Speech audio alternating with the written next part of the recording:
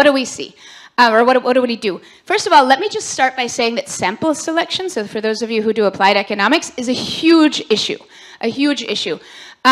We want to, you know, we talked earlier, where's Albert? You talked really nicely about, you know, control groups. I think Uwe in the first session also said, like, you know, we need control groups. We need to think about like, what are we comparing things to? Of course, Chiara, with actual experiments, it's a lot easier. But what we don't want to do is compare breakthrough drugs to drugs that were not given a breakthrough designation. I'll talk about this in a moment, how the program was structured. But you don't want to compare very important cancer drugs basically to like creams for foot fungus. Because it's really not apples to apples. And my co-author, who's a little bit more vulgar than I am, loves to use that example, but I think it's actually really illustrative, right? And so what we want to do is we want to construct a historical control group of breakthrough drugs, and we're going to do this using algorithmic matching. We talked a bit about this earlier today. What we're actually, in terms of the estimation, going to do is we are going to use multi-dimensional matching to construct a historical control group of all of the medicines that had all of the trappings of breakthrough drugs, but happened to come to market just before this policy was implemented, such that these drugs were never able to benefit from the main components of the policy incentives that put in place. So what we're going to end up doing, you know, the way to think about this is we're going to be comparing cancer drugs to other cancer drugs. And we're not just doing that, but comparing cancer drugs from large publicly listed manufacturers that are either large molecule or small molecule drugs. We're going to like take all these different features and then really try to compare apples to apples so that we can get something much closer to a causal estimate. We're going to find that these drugs, the drugs that were explicitly in the breakthrough program, experience shorter regulatory approval periods. But this itself is not that interesting. The regulatory approval process is actually governed by timelines that are set out by the regulator. What's most interesting, and the breakthrough therapy designation itself does not actually decrease regulatory approval times. What it does is it shortens clinical development times. So it shortens, in particular, we see these really meaningful decreases, about 23%, in the length of the final stage of R&D. And this is where things are super expensive for manufacturers, and this is where the program is designed to have an impact, and so it's actually quite assuring that this is where we actually see the meaningful reduction. We don't have any evidence that they're less safe, which is consistent with basically a vertical shift in the trade-off curve. So we're seeing these drugs, relative to super similar drugs, they are getting through R&D faster, and they do not have a worse safety profile on the back end, which seems like a good win for society. So I'll give you one slide about the program. I only have a few more slides. Anyhow, so it was established in 2012, and the criteria for participating in the program are preliminary clinical evidence of substantial improvement over available therapies. That means you have to have already done at least one trial, because otherwise you wouldn't have preliminary clinical evidence. That's also why it shouldn't surprise us that we see all the impact of this program in the final stage of clinical research. It has a bunch of unique features that manufacturers really like. So you get intensive guidance on efficient drug development from the regulator. You actually get to consult with the FDA about how you would do your drug development, beginning early, taking steps to ensure that the design of clinical trials is efficient. And the secretary, this is the Secretary of Health and Human Services in the United States, the equivalent of like the health minister here, shall expedite the development and review of these products. This organizational commitment, we did a couple of qualitative interviews, super, super, super interesting for the manufacturers. Basically, when you get this designation, a senior manager at the FDA is assigned to the dossier of that drug, and there's no rotation in that person. So a big problem that we actually heard about is a manufacturer submits the results of the first phase of clinical trials, the phase 1 trials, to the FDA. Somebody reviews it, then you agree on what's going to happen in phase 2, and then an entirely different person looks at the results from phase 2, and they're like, well, why did you make this study design choice? And that's just super inefficient. And so something that this program does that manufacturers love, and it's actually not rocket science, is that you have one senior person who's responsible for managing the development of this drug all along, so that when you show up with the results of the phase 2 trial and you want to start your phase 3 trial, they say, okay, it looks like you did what you discussed with my team 2 years ago, please proceed. And so this organizational commitment piece on the part of the regulator seems to be super important from our qualitative research. So this is how drugs come to market in the United States. There's a version of this picture that looks super similar that I could show you for Europe. You submit an investigational new drug approval, and then you do phase 1, phase 2, and phase 3 trials. At some point, once you've actually got some clinical evidence, you can get this breakthrough therapy designation, and then you submit a new drug application. That's what an NDA is, and then you get approval. And so what we find is that basically the impact of this breakthrough therapy designation, which typically happens between phase 1 and phase 2 or after phase 2, all of the impact shows up in phase 3. And that makes sense. We've done a bunch of basically placebo regressions to show that, that you're getting the impact of the policy in the settings where you expect to get it and at the time you would expect it. So I'll just conclude with my findings. I probably have like 2 minutes? Yeah, okay. So the breakthrough therapy program decreased clinical development times. It was 23% lower in the final stage of clinical trials.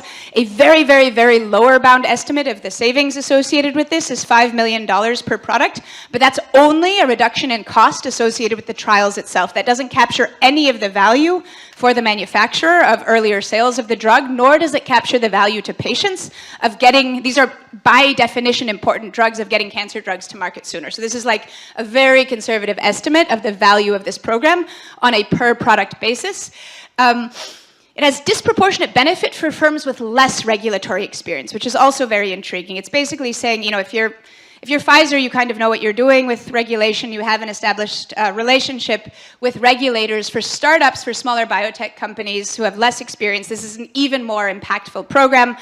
The mechanism seems to be some amount of reduced trial design complexity, and the longer-term implications of these design choices, of course, are things we need to study. So if we want to go back and look at what did those phase 3 trials look like, how helpful are they for doing things like meta-analyses later, it may be harder, so we need to go back and revisit this. These breakthrough drugs do not experience more adverse events, so they are statistically indistinguishable from comparable drugs. So it looks like we're getting similar quality drugs to market faster, so it looks like this policy did what it intended to do. And the results suggest that targeted policy tools can shorten R&D periods without compromising the quality of new products, which has implications for clinical practice, and the implications for clinical practice and reimbursement decisions are things that we need to talk about. I'm going to have one more slide, which is just the last paper, which is we did this a different way. So, you know, we had a woman on the inside. So one of my co-authors of the first project was a senior economist at the FDA previously. Statistical matching is a clever way to construct counterfactuals. It's one of my preferred ways, but what if you could just do it in a more human way, using precisely the humans who would have made the regulatory judgments of interest, and we did this. So my co-author, Katie Miller, basically, and we get something similar, she went out and got the physicians who work on the FDA's Medical Policy Council, so these are the actual experts who determine who gets the designation. She got them to retroactively review the drugs that came to market in the half-decade before the program was created, and basically said, based on the dossier that was submitted at the time, would you have judged this to be a breakthrough drug? And we get an overlapping but slightly differentiated group of counterfactual drugs. We basically get the exact same results, if anything, a stronger result, which is that the drugs that did qualify for the breakthrough, the drugs that qualified for the breakthrough program, relative to other drugs that look like they would have, are coming to market faster and seem similarly safe. So we can validate this in another way. So that's all I brought with me today. I will hand, I think Chris is next. I will hand the clicker over to Chris.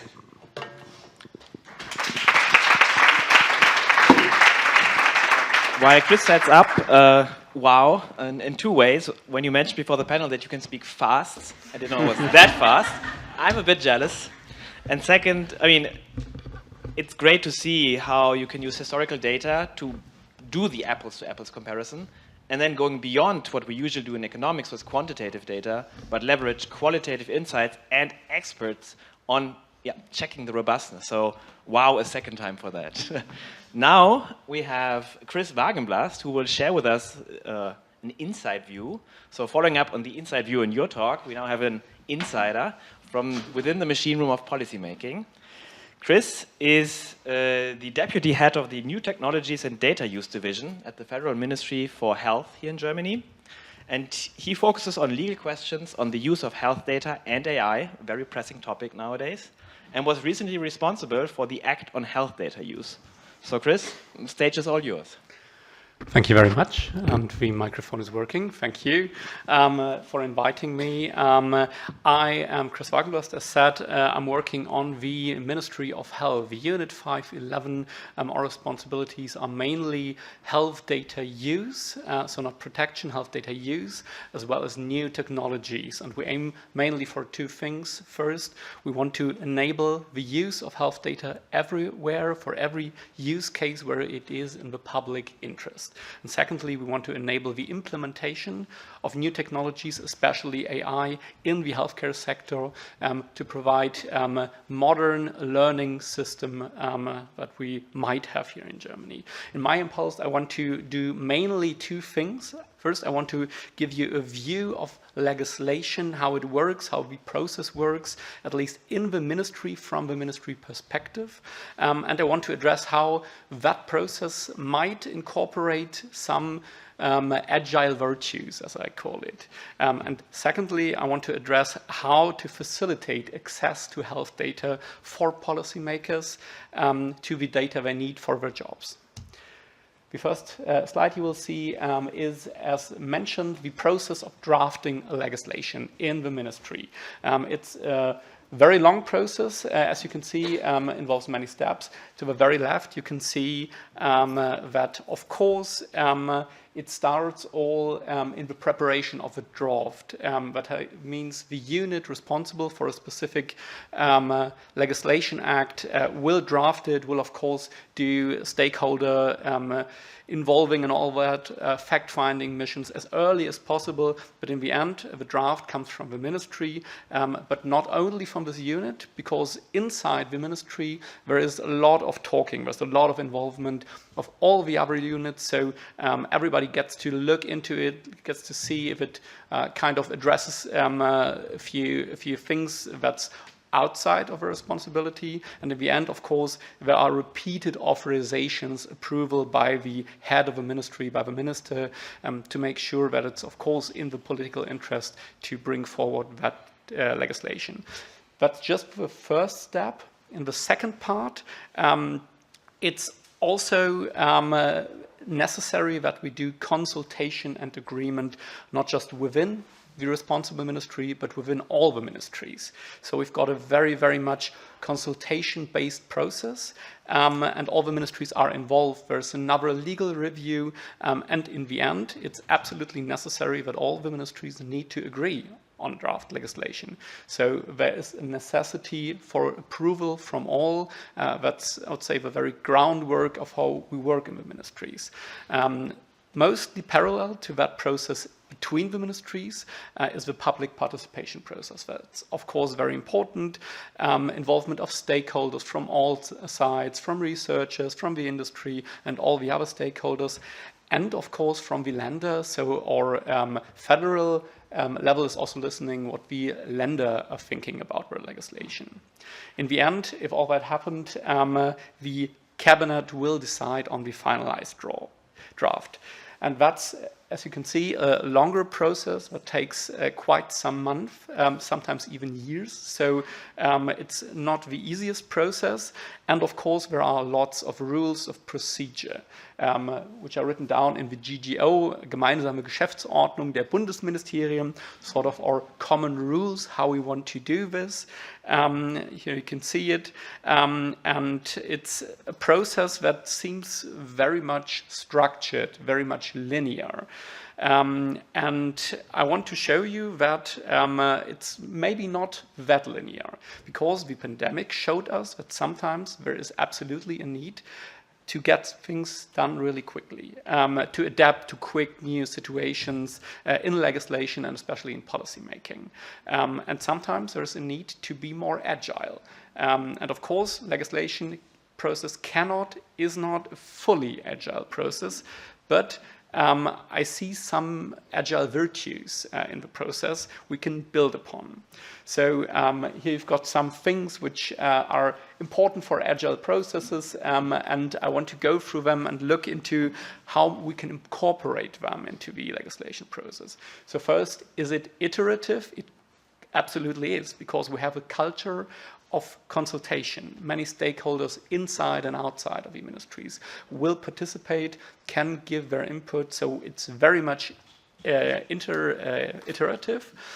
It's also adaptable, because we've got some room how we do the things. The process itself might be structured, but of course the law will be adapted a lot in this process. It's also interdisciplinary, because it involves not just the lawyers, but also all the other specialties in the ministries, outside the ministry. And of course, we're working on gradual improvement of the law.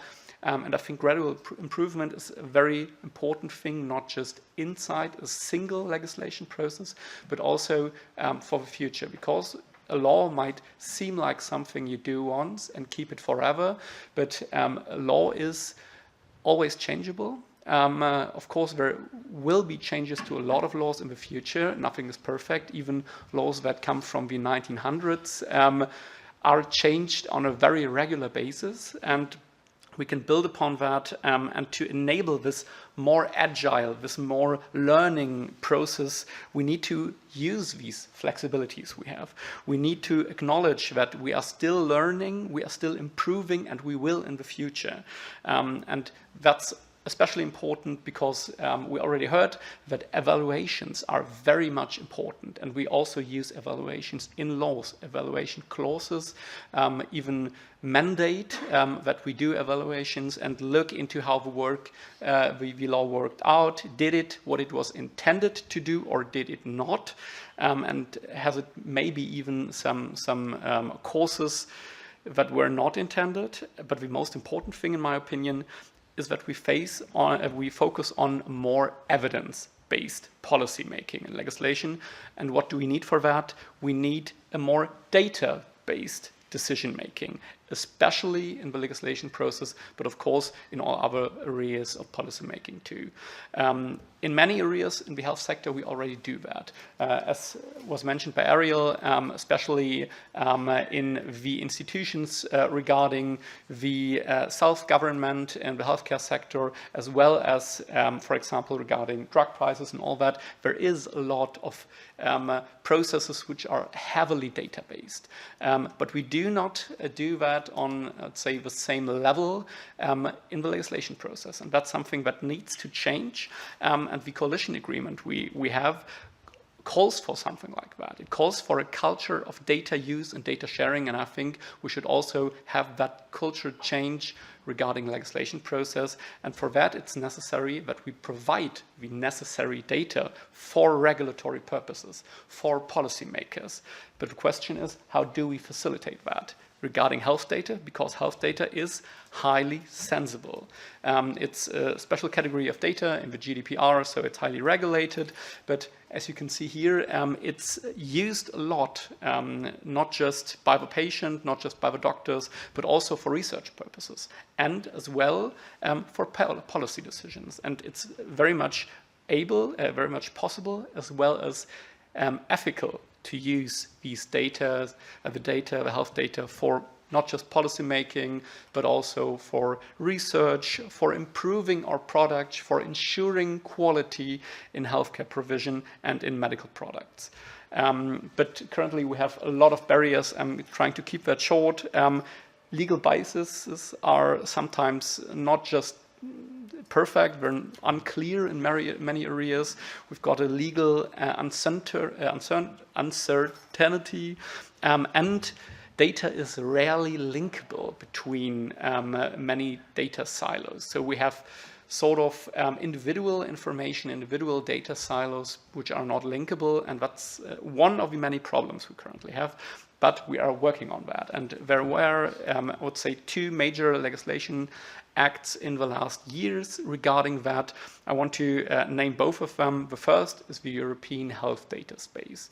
The European Health Data Space is a European Union legislation, which builds upon a lot of legal acts which are already there, especially the GDPR. And it tries to build one single data space for health data. What that means, I will explain it in some time. The second act is the Act on Health Data Use. As Ariel already said, we've got very long names here for laws in Germany. Gesundheitsdatennutzungsgesetz is the full name, and it does, I would say, the same things as the EHDS, but on a national level. We try to improve data use, and we try to build up the EHDS in Germany. But how will this work? How will the EHDS facilitate data use, especially for policymaking? The EHDS is a data space. What is a data space? Data space is two things. Mainly an infrastructure, a common infrastructure, as well as a shared legal framework for data use.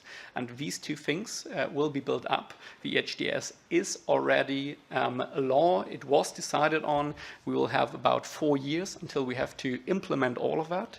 And it's the first data spaces of many data spaces the European Commission plans. So it's kind of the first try how this can look, and it will try to ensure that everyone who needs data will get the necessary data, which means the patient should have access to their own data, should have rights regarding their own data and can exercise them.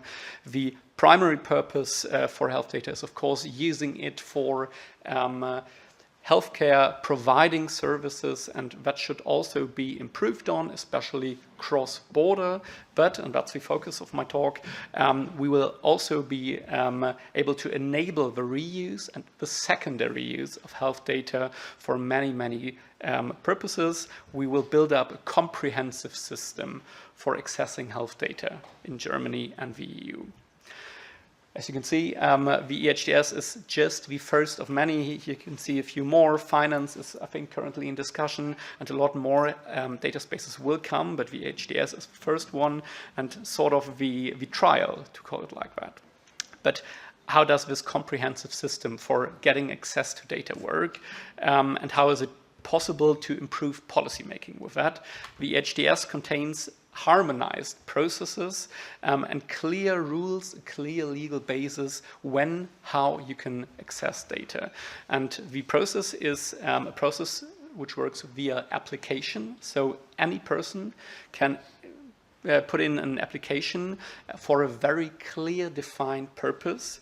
And these purposes which are able to grant you data access are listed in the HDS. So there are clear rules about it. And if you do get this application through, if it's approved, then you get either pseudonymized or anonymized data.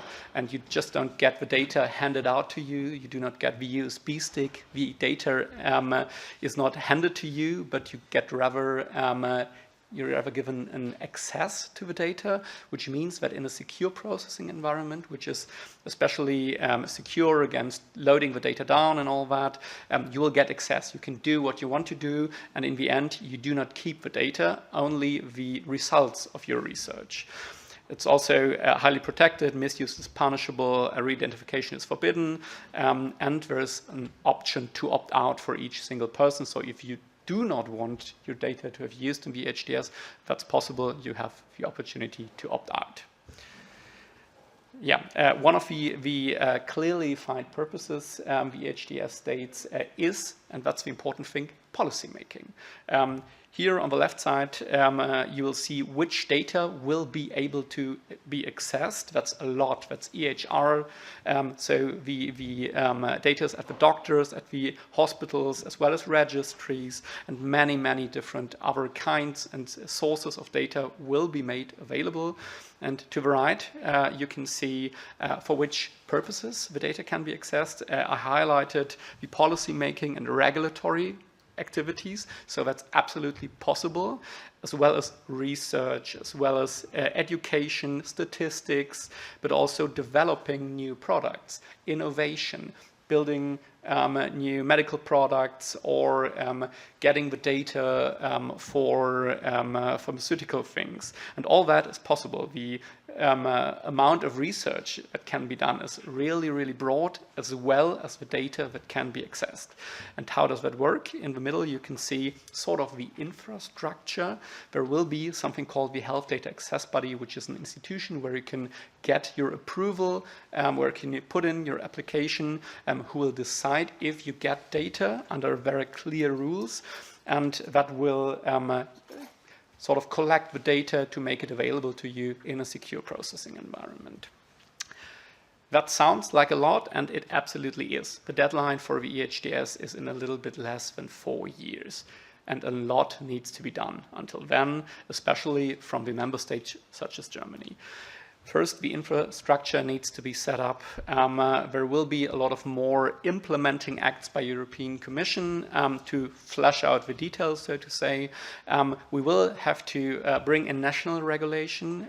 It will be needed to fill out some more details regarding the HDS process. And of course, we need to set up a governance in Germany. And we need to assign roles. Who is the Health Data Access Body? Who will be sort of connected to it to make data available?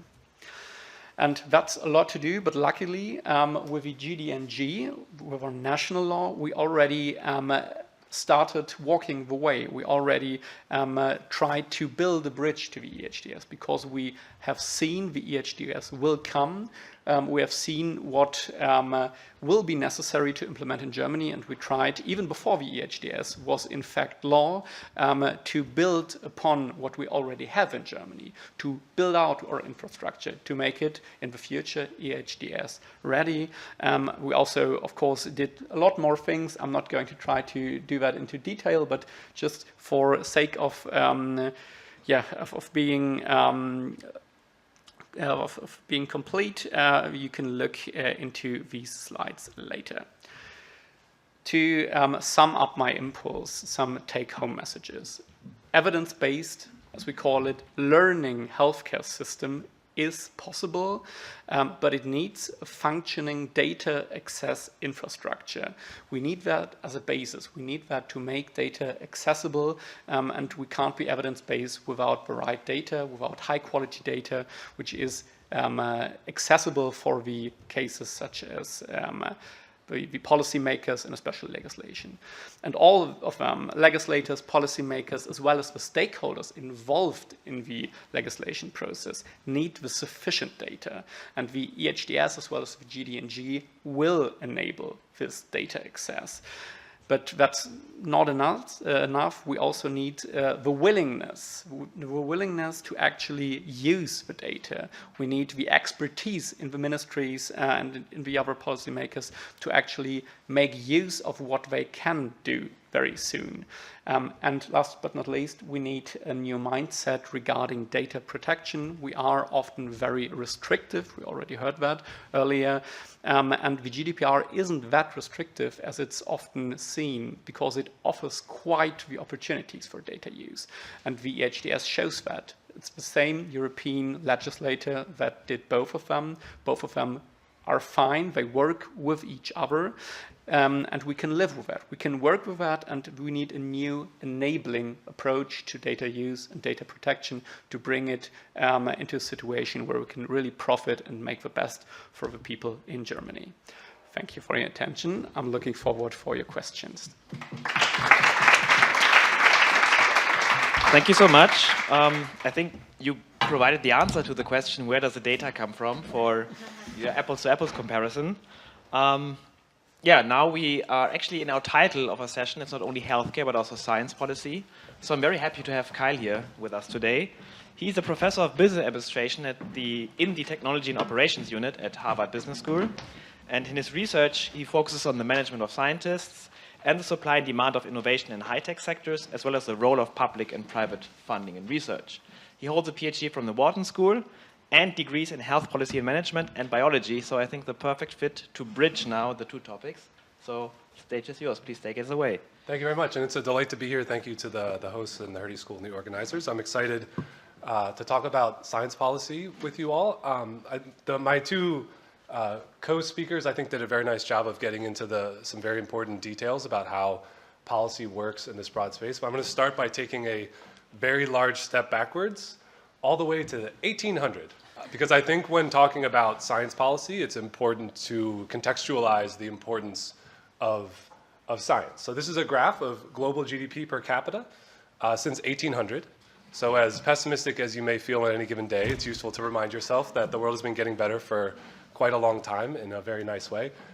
You'll note I left the y-axis numbers off, so make a little guess in your head as to, if that bottom number is 1, as that's how GDP per capita in 1800, what are we at now? You're guessing. The answer is 15. Now, I showed this to my wife, and she was like, 15 doesn't sound like that big of a number. And then I said, imagine if our house was 15 times the size as it currently is. And she was like, that's a lot. But still, GDP per capita itself is kind of like a weird thing to think about. Even as an economist, I don't really love, it's always just like, what does GDP mean? So 2 fun case studies, I think, drive this point home. The first is from one of my favorite papers by Bill Nordhaus on the price of light. And what he did was he calculated, he went back to BC era and calculated basically how many calories did you have to burn to achieve a certain amount of lumen hours. I'm just showing the data, again, from 1800 onwards. So this is how many hours the average human on the planet would have to work, given prevailing wage rates, to purchase 1,000 lumen hours, right? Because 1,000 lumen hours light is always the same. And it's basically been effectively nothing since the turn of the 20th century. But that graph, it still even kind of distorts just how good progress continues to be. So I'm going to show it again. This is now on a logarithmic scale. That's going to give us a really fun way of thinking about this, which is to say, compared to 1800, we have to work 1/65,000th as many hours to achieve 1,000 lumen hours, which is awesome, right? This session has a health-centric focus. So of course, another one to think about is life expectancy since 1800. This is a good one of like, what do you think global average life expectancy was in 1800? It's always lower than I thought. It was 30. Now, a lot of that is from infant mortality improvements. That's that kind of big upticks in the turn of the 20th century. But we continue to be pushing the boundaries in life expectancy as well. So where is this all coming from? Surprise, surprise. The answer is science. So this is what macroeconomists focus on, is trying to figure out where does things like GDP per capita growth come from. And my favorite macroeconomist, Chad Jones, gives numbers that look like this, which is to say, some of 15%, there's more people working.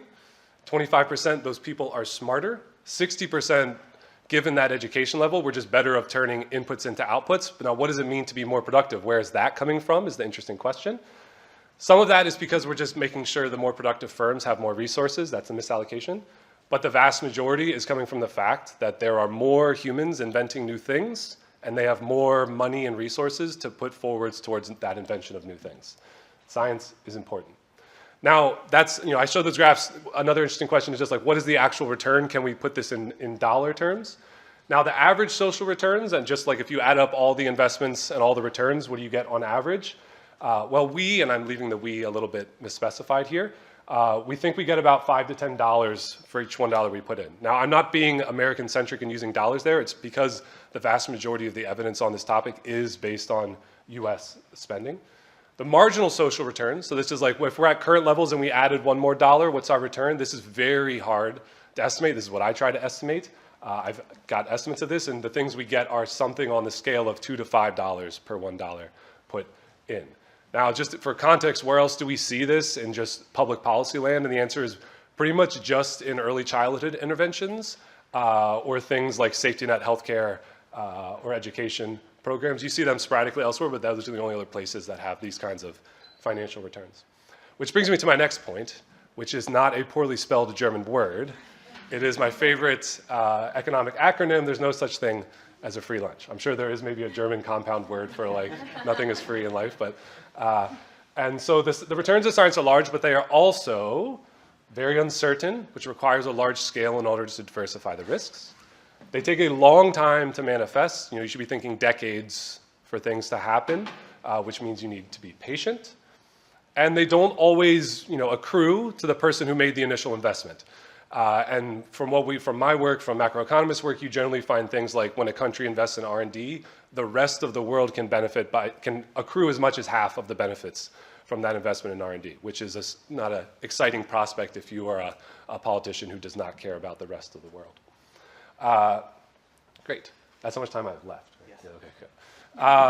But an important thing here is also that we actually don't really understand a lot. Besides putting more money into this magical box called science, we don't have a very good understanding yet as to what makes a good scientific investment. I think this is the place for thinking about more experiments within the world of science policy.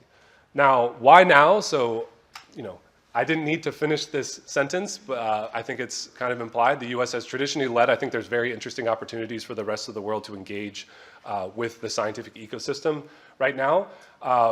But at the same time, it's actually, I think, always been a very good time. And I just wanted to walk through an example pre-Trump to kind of drive that point home.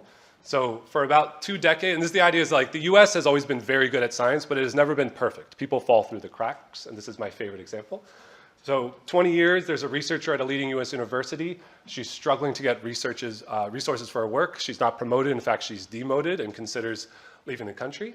2013, she goes to Europe for a rowing competition for her Olympian daughter, and she runs into a Turkish-born German oncologist.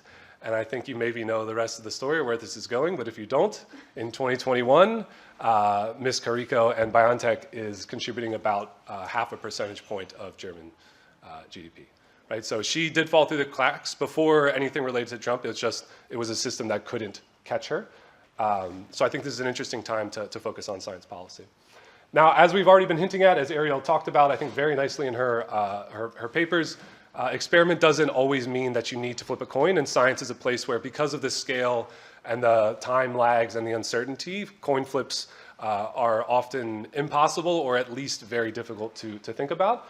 And just we know from statistics that technically you don't actually have to flip a coin. That's a sufficient but not necessary condition, because you can look out in the world and often find instances where there is what we would call in the biz quasi-random, say, timing of policies, which will allow you to look before and after the policy. There's location of the policies. You can look, east-west of some border and see how things are different based on different policies. And I just want to walk through, because I think it's useful to see what a non-randomized controlled trial looks like from a few different contexts that are not scientific, but eventually we'll come back to the science. So one of my favorite ways to illustrate this is this terrific paper by Robert Jensen, which was asking the question of just, does more information make markets more efficient? And the specific version he's thinking about is amongst a group of markets of fisheries and fishermen in India, as cell phones were rolled out in the area, did that improve the efficiency with which the sort of commodity market for fish was operating? Because with a cell phone, you can call people and figure out what are prices in different places, and maybe the market becomes thicker. And you don't need to have a PhD in economics to see the result of this paper. This is so what are these? This is volatility in prices. So when an economist sees this kind of volatility, we generally think the market is inefficient, because there should eventually be one price, especially for a commodity-like product like the fish that these fishermen were selling. But there was just a staggered rollout, not an RCT, but the cell phone access just kind of quasi-randomly rolled out across a few different regions. And you could see, as soon as they hit certain markets, prices converged to what we would call the law of one price. And cool, not an RCT, but that's very clear evidence of what's going on in this context.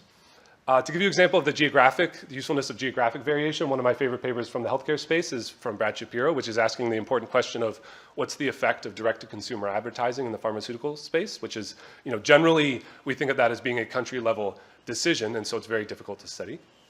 But Brad figured out a very cool thing, which is that in the United States, for very weird historical reasons, even within states, there's weird predefined television markets, and the commercials you see are a function of which television market you live in. And so Brad had the clever idea of, well, yeah, people that live in northern Ohio and southern Ohio might be quite different on a lot of dimensions we would worry about. But if I'm going to zoom in right on the border, you can actually find almost quite literally neighbors who see different commercials. And so we tend to think of neighbors as being pretty observationally equivalent and good comparisons. He can zoom all the way in and look at outcomes on health that would be very, you're not going to randomly make people take antidepressants, but he actually can find people effectively randomly taking antidepressants with this sort of quasi-experimental approach. Just to give you a flavor of applying that into the world of science policy, my colleague Lauren and I did a study that was trying to look at small business R&D grants, and I'm not going to get too into the weeds of the details, but we exploited a pretty similar setup where there's certain states in the US where when you get a grant from the federal government, the state knocks on your door and says, congratulations, here's another 100,000, another 500,000, another $1 million, purely because that state has a policy and another state does not. And so we can work with that sort of variation to try to find what are the returns to the overall investments into these small firms. So moving forward, like where do I think are the sort of low-hanging fruit within the world of science policy and natural experiments? And even thinking about this through the lens of budget neutral experiments, so not like what happens if we dump $1 billion more into science, but questions like what if we reallocate the way we use the same $1 billion? I think there's still a lot to learn about how we incentivize scientists. Tenure is a very cool thing once you get it. But there's a lot of question as to how long it should last. Historically in the US, there was actually places where tenure expired after a certain amount of time, and then that changed. And what is the right duration of pure academic freedom to inspire the most valuable science is still a very open question. Another broad set of questions I'm particularly really interested in right now is thinking about how to commercialize science, so we're not just kind of coming up with fancy ideas that never really impact the world in the way that we hope. In particular, something that was ramped back in the early 2000s is this idea of what's called professor's privilege, specifically in Europe. So, Germany in 2002, Finland, Sweden, a number of countries in the Eurozone ended the policy, which used to say that professors at universities would have basically full rights over any intellectual property that they developed. And all of these countries shifted to a world where the university itself would obtain larger stake in the rights of the inventions. Now, there is like some theoretical ambiguity there, because one good thing about giving university rights is it can incentivize them to make joint investments in the technology, so that can be a good thing. But too much of it adds like maybe too much people into the bargaining and development of those ideas. And in general, all of those papers have found empirically that the number of patents, startups, the quality of those entities declined after professor's privilege was revoked. And so I think, trying to get back closer to something like that could be very interesting and a unique thing that the United States, it's very difficult to experiment with. So that'd be a cool prospect for Europe. And the last thing I just want to talk about is something that I've just recently been working on a lot, which is thinking about finding and funding very talented scientists. And just to show you the importance of finding people that are very good within science, I'm going to show you a new result from one of our papers that is basically telling us what is the variation in how good different scientists are. So for a very long time, if you were an industrial organization economist, you would estimate like within a given industry, how good are those firms? And economists would use the word productivity, which is basically going to say like, how good is a firm at taking the same amount of inputs and turning it into some amount of outputs? Now, usually, and I'm showing, so the x-axis there is this measure of, higher is better, the max is like you're the best, the min is you're the worst, and the 90th and 10th percentiles is usually because when people talk about how much variation is there, people will report the ratio of the 90th and the 10th. So the 90th is like, if you're kind of right at the tip of the top 10% of people, and the 10th is the opposite. So the question is, so usually you get distributions that look like this, and this is the actual distribution. I haven't told you the absolute values yet. The question is like how much variation is there? So economists studying manufacturing sectors will usually get a 90-10 ratio on the scale of about 1.5 to 2, which sounds like a small number, but what that means is that one business can produce twice as much output as another using the exact same materials. So they must be doing something, they have some special sauce, as it were. You can get as high as maybe 3 to 5 if you look in developing countries where there's a bit more misallocation and it's hard for certain firms to get access to resources. So the sort of thought experiment now is like to think of the best scientist you know and the worst scientist you know, and to think of how much better is the best.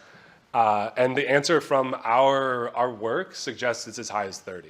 And that's like the most conservative version of that we've been able to find, which means that some people are just way better at turning the inputs of science, funding their own time, into knowledge for the economy. So it's important to find these people. Now I want to talk a little bit, my last remarks just here on AI, and not in the way that you're probably bored of hearing, which is through this lens of how to find and fund scientists in the world of AI. So, and the focus is on words, which sounds weird, but bear with me. So historically within science, like there's no capital market. If I'm a business and I don't play in the scientific space, I can go to a bank, ask for a loan, I can go to a company and I can use money to just purchase things that I need. In science, the way it works is with words. You write a grant application and you use your words to try to convince other people to give you resources. Now it's actually quite an effective mechanism because historically, Ariel was a very smart scientist. It's hard for me, who's worse than her, to come up with, I can't write the same words as Ariel, and Ariel beats me in the grant competition, and that's good for society because Ariel is better than me. With AI, I can match Ariel on anything related to words, effectively. It might be in 2 years, it might be in 5 years or 10 years. It's going to happen, which means we're entering a world where we'll have to tangle with the question, how do we allocate resources in science where words are meaningless and anyone can write a world-class grant application? And I think that's a very interesting challenge to start to engage with. I'm thinking about it a lot, and so I'd be excited to talk to people about that. I'll end just quickly on this sort of like, this is only going to become more important moving forward with one of the most important results from innovation economics in recent years, which is basically showing that, so this flat green line you could think of as the output of science, this is GDP growth, which has been very, in a nice way, very constant 2-ish% forever. But if you think of that as the purpose of science is to keep that going upwards, when you think about how much we have been spending on science, which looks like this, it implies that today's science is about 20 times as hard as it was in the early parts of the 20th century. So I think we need to become more scientific about how we improve science. And I'll just go ahead and close with that slide and leave it up there. Thank you very much.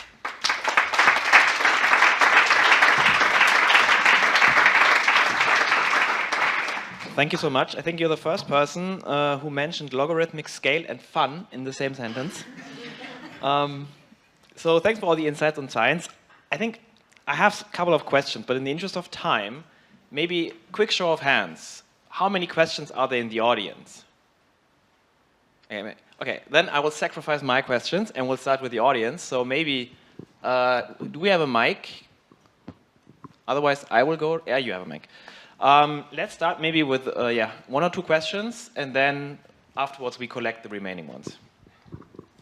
Great. Thanks so much, Kyle, for taking that step back, because Albert founded the Innovation Growth Lab, and the one thing I'm really wondering is like, how much growth can we ideally expect from, let's say, better micro evidence, like, and how much can we link it to actual like macro growth going forward? Because Veronica might agree that we have a bit of a growth problem in Germany at the moment.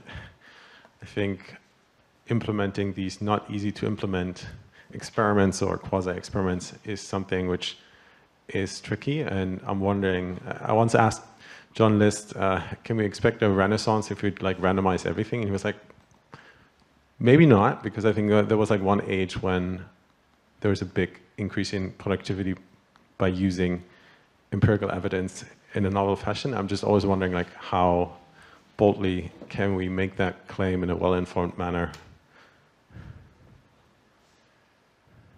Is your question how optimistic, like what's... Yeah, like, I mean like sort of how much, again, like if we, co-create better evidence going forward as text becomes less relevant, I mean, how much of a societal benefit in terms of macro growth could we expect?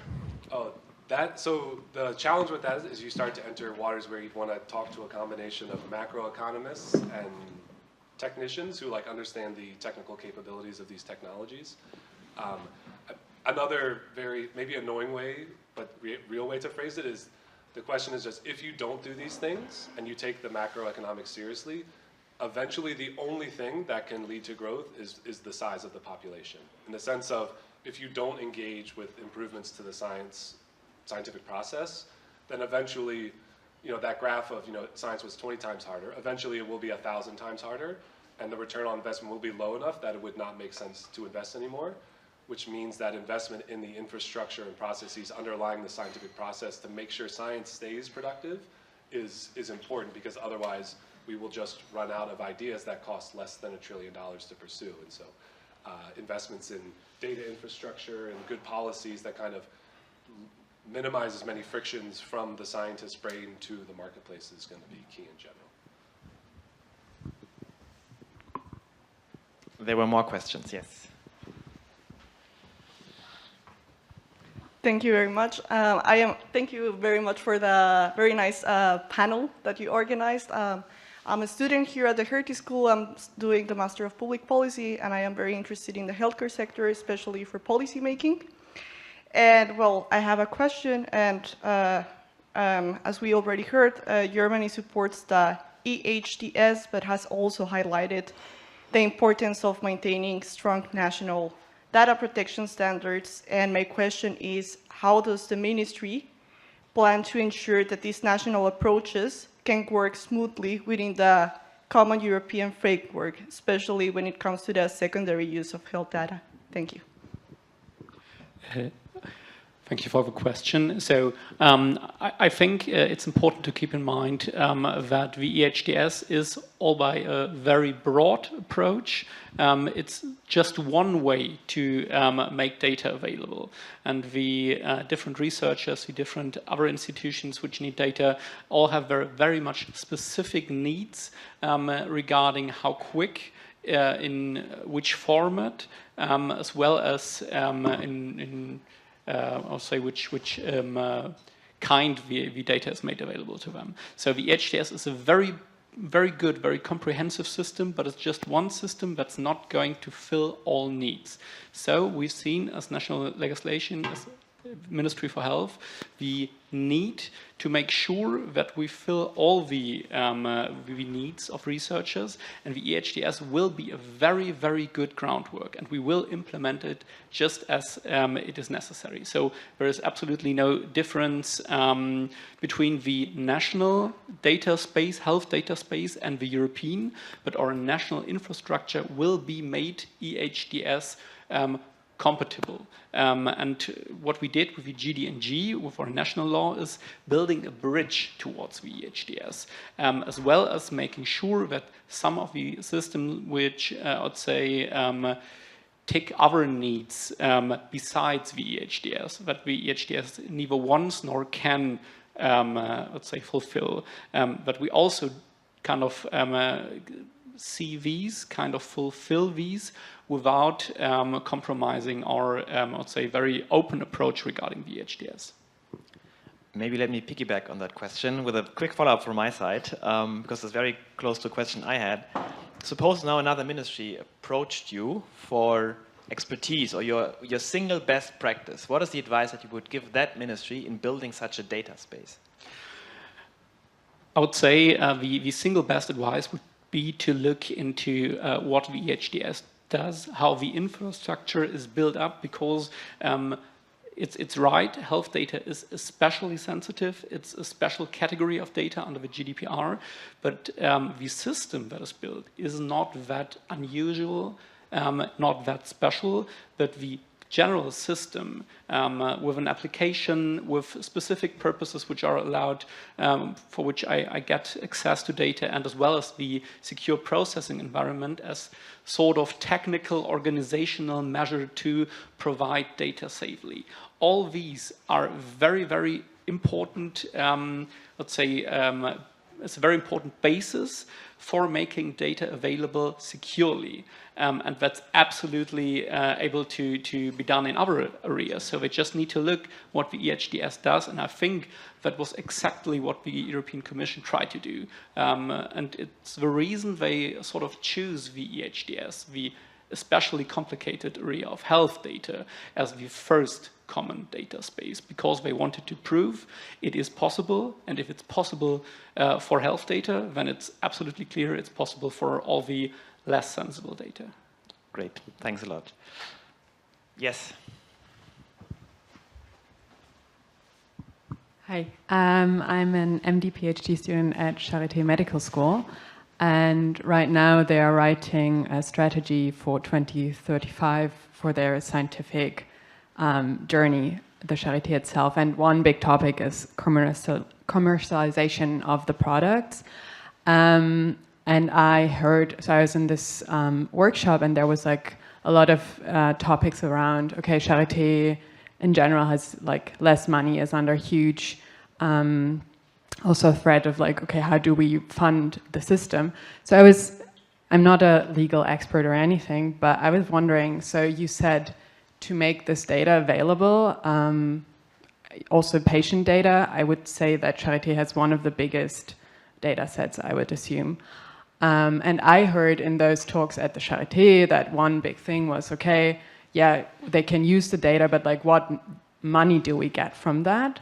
And I was wondering, like, in this health data space, is the institution, like, does that get money, or do they just need to provide it? And how do you pay for the data? That's a very good question. Thank you for it. First, some sort of initial remark. I want to make sure the HDS is not meant to be made to make data some sort of thing that's to be sold. That's absolutely not what VHDS intends to do, but we want to make sure that the data is made accessible in the interest of the public for specific purposes. So yes, of course, the HDS regulation involves rules regarding the funding, regarding paying for an application, but it's exactly that. You pay for the application just as you do when you go, I don't know, to other services. You pay for the service, not for the data. And the service of providing you data should also cover, to some extent, in our opinion, the work that needs to be done by the places who have that data, the data holders, who make it available to send it to the Health Data Access Body, and the costs that sort of incur in this area. So yes, there will be rules, and there need to be rules regarding how the funding, how the application fee is sort of divided between the different partners in this process. And I can't say anything about whether data holders or how much data holders are going to get of that fee, but this fee will be, of course, sort of meant to provide the necessary basis that all the data holders can, for the future, also provide this data, because they are the ones who produce it, so to say. The doctors are the ones who produce the data. Thanks. So let's collect some questions. And do we have questions in the chat? No? Doesn't look? Okay, then let's see whether there's a question. No. Then let's collect a round of questions. I see 2 hands over there.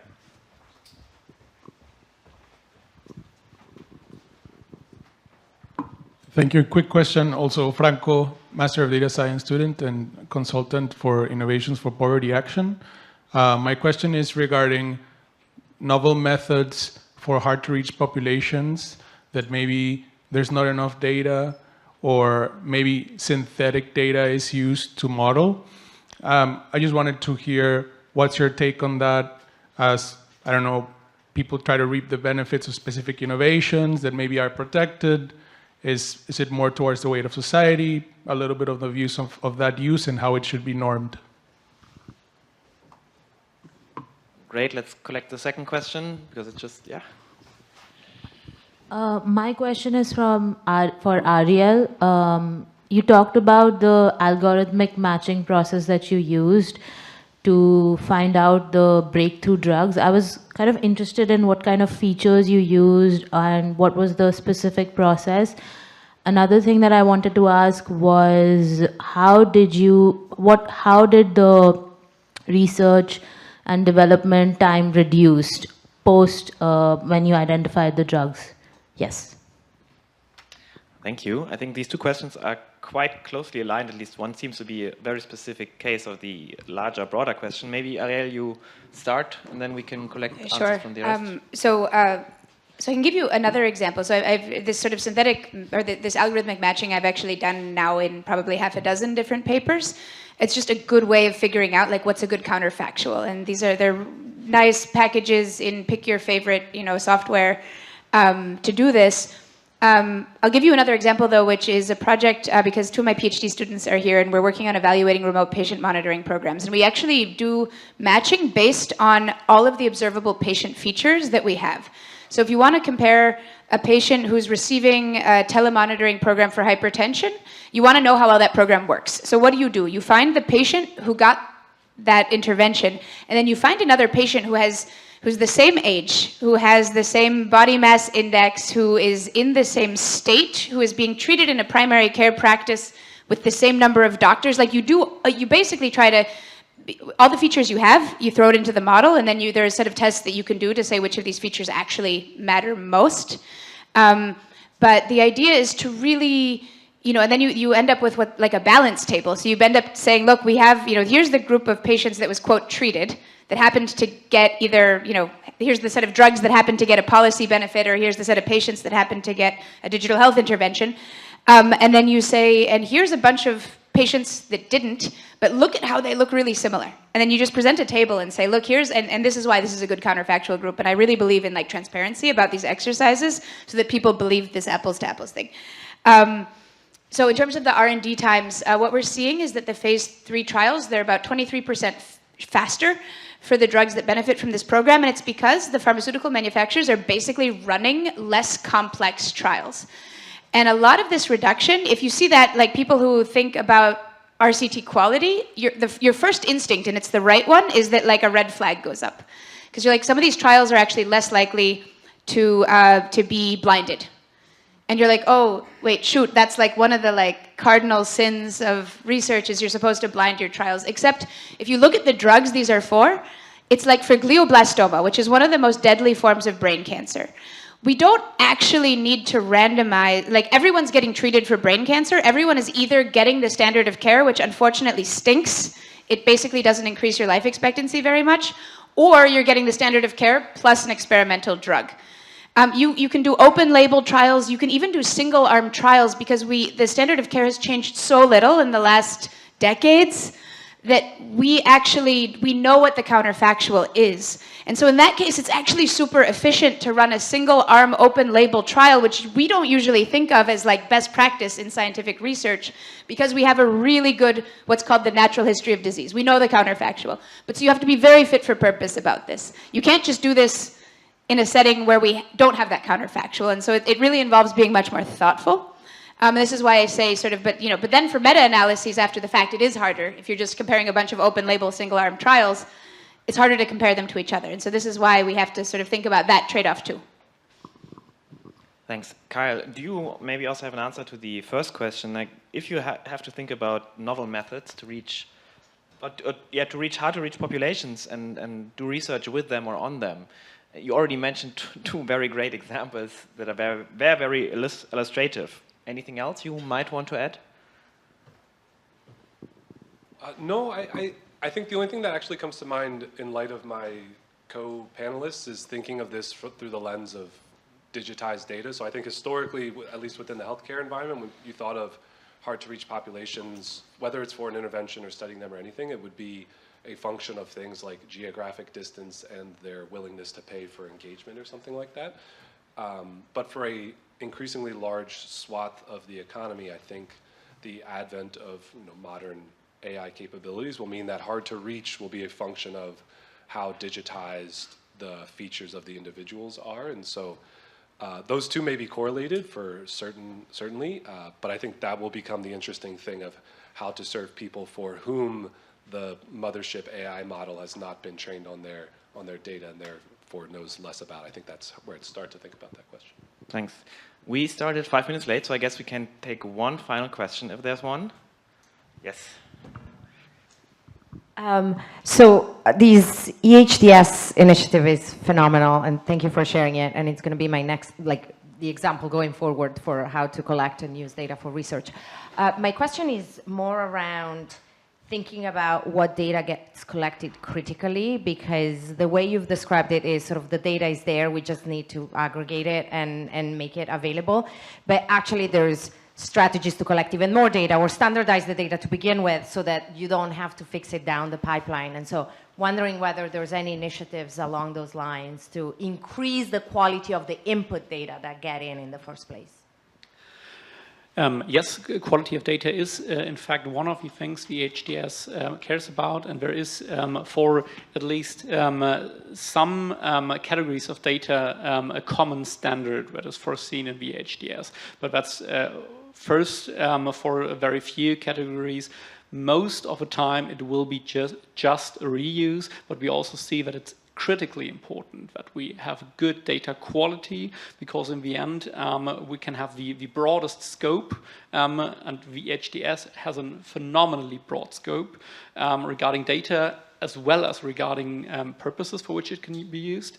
But that's not going to fulfill the expectations we have if the data quality is not there. And I think generally the data quality is good. The problem we have, that was one of the clouds with in one of my slides, is that the standards are often not there, or not, I would say, not used as well as they could be, because of course the researcher will need to compare data sets from many different data holders. So they might work with, I would say, data from the statutory health insurance, as well as data from different registries, which all work completely different. But in the end, if they're first matchable on a person basis, as well as, let's say, structured in a good form, in a good standard, then it will be really, really useful to match it, to link those. Thank you so much. I think we are slowly running out of time, and I don't want to keep you from your coffee and cake. I already see them lined up there. So I think at least I learned a lot. So there are lots of ways to do evidence-based policy making, even if you cannot flip a coin. We've seen some great examples. Enhanced and fostered by the collaboration between practitioners who provide the data and then the researchers who use that data to produce the results we saw. And I think the final point for me is the call to action, a bit implied by your presentation, Kyle, that the marginal dollar invested into science, so in doing the research, in providing the data, so on and so forth, has a return on investment of between 100 to 400%. I wish that in my consulting times I could have written on a slide that this project has an ROI of 400%. So I think with that, I'm very much looking forward to our last session in roughly an hour on putting things into practice. Thanks.